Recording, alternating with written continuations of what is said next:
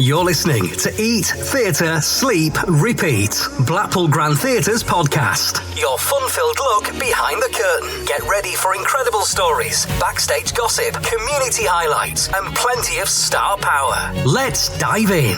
Hello and welcome to Eat.Theatre.Sleep.Repeat. I'm very excited to say joining me today are Blithe Spirit, Adam Jackson-Smith, a screenwriter, Charles Condamine, and Susan Wooldridge as the clairvoyant Madame Acarti. How are you both?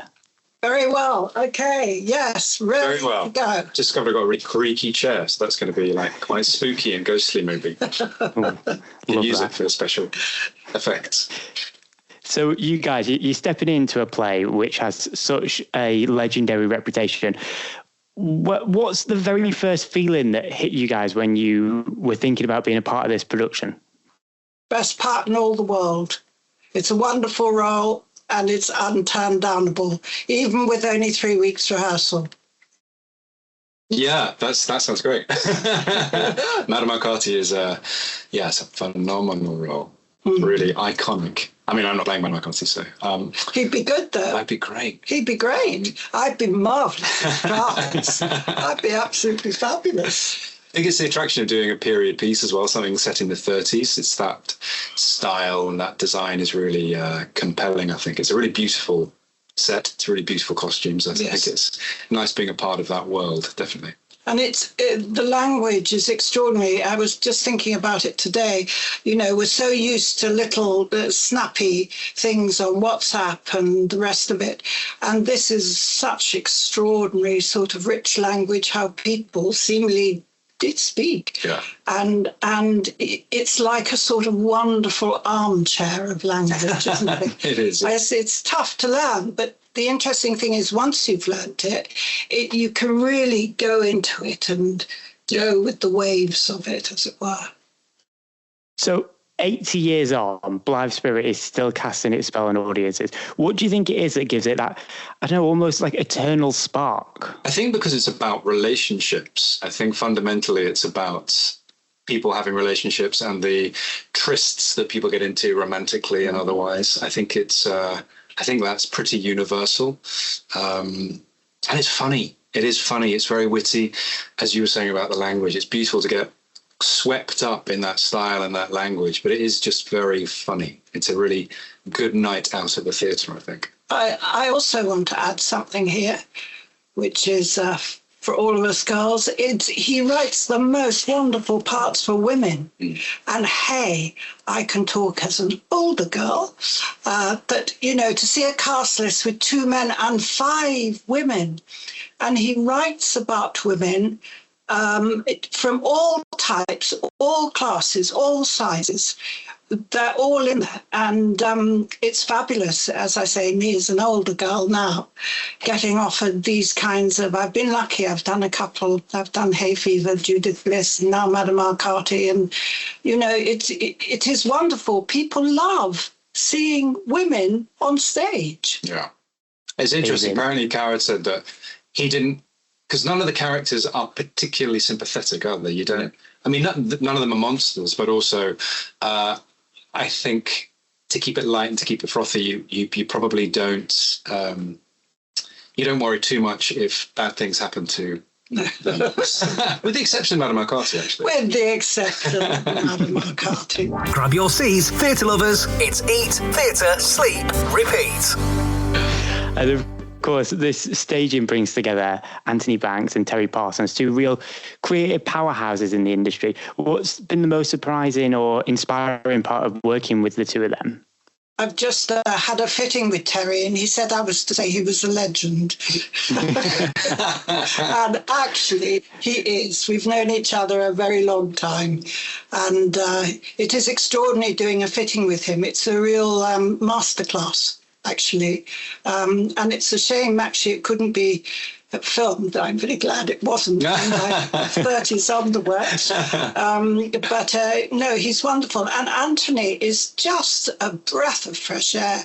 A friend of mine said to me, he leaves you alone as the actor and he's there if you need him. And those are really wonderful qualities. And I think it's quite rare in a director. I think often a director will feel like they have to step in and do something. They have to share, they have to mold something. Whereas Anthony's very comfortable taking a back step and allowing us to find our way. And then, as you say, come in where necessary. I think there's a great confidence to that. It gives us confidence. Mm-hmm. And yeah. So we're dealing with the top team. Yeah. The top team. It makes us have to come up to scratch. Fingers crossed. I love that. So of course the show is witty. It's famously witty. When you first read the script, was there a particular line or moment within it that caught you so off guard that you laughed out loud? I had my first ectoplasmic manifestation when I was 5.5. Oh, what an exciting day that was. I shall never forget it. There you are. There's a glimpse. There's a glimpse. Without the bicycle, but a glimpse. The first one's free. You have to come here to pay for the rest of it. My line. It's probably a Madame Acarti line, probably. I also love Edith. So Edith is the maid, and there's a lot of cool comedy with Edith that I really enjoy. I think I'm going to say Edith, my dark horse. Your dark horse? Yeah. Which he is. He is.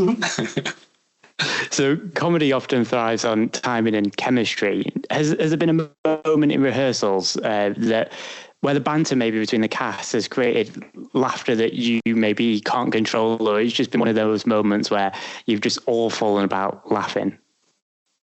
I have to say, one of the things I really, really hate is getting the giggles on stage. People think, oh, it must be wonderful. It's not. It's sheer misery and hell. And it's known as corpsing. And I think it's probably for a reason. It is the death of you. So at the moment, I'm quite happy, head down with the lines. I'm not looking at anybody because I'm so terrified. There is a moment, but I wouldn't share this with Blackpool. I'm quite enjoying Susie's language when she's learning the lines. I'm really enjoying that. Oh, yes.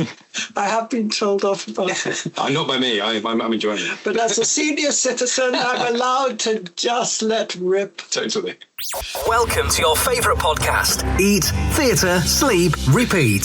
So with seances, spirits and the supernatural woven all together into this story, and the show arriving at Blackpool Grand during Halloween week, has any of it changed the way that maybe you think about ghosts or the otherworldly? Interesting. Has it changed the way? I mean, we've been asked if we believe in ghosts, haven't we? And it's not a very interesting answer if we say, no, we don't really believe in ghosts. Has it changed? I think maybe once we've done a few weeks in Salisbury and once we've come to Blackpool, maybe when we get into that beautiful theatre in Blackpool, maybe that will start to change how we feel about ghosts. I'm quite intrigued by theatre ghosts. Mm-hmm. Salisbury's a relatively modern playhouse, but I think somewhere like the Grand in Blackpool or some of the big old West End theatres, full of that, you think of the actors and the characters who have trodden the boards over the years. I like to think of some of those ghosts being around when we... Yes, for support. For supporters. Yeah. I'm quite a scaredy cat, and I don't like to think about this too much because I'll just get frightened. So I'm going to leave that and not think about it. But just on that, every theatre has its own little stories. What's the strangest or spookiest or maybe most unexplainable thing that you've ever experienced, maybe backstage or on stage? Do you have any? No, I don't, funny enough, and I've been at it quite a long time. I don't. And if I did, I've probably purposely forgotten it. There are always tales. Again, I think I did a show in London a few years ago and was gifted a book, and it was about theatre ghosts. So there are stories of, the woman in white appearing over yonder as you make your entrance stage left. But I never saw her. But, I never went to the woman in black. We were discussing it yesterday because I was too scared. It's ridiculous. So next question, please.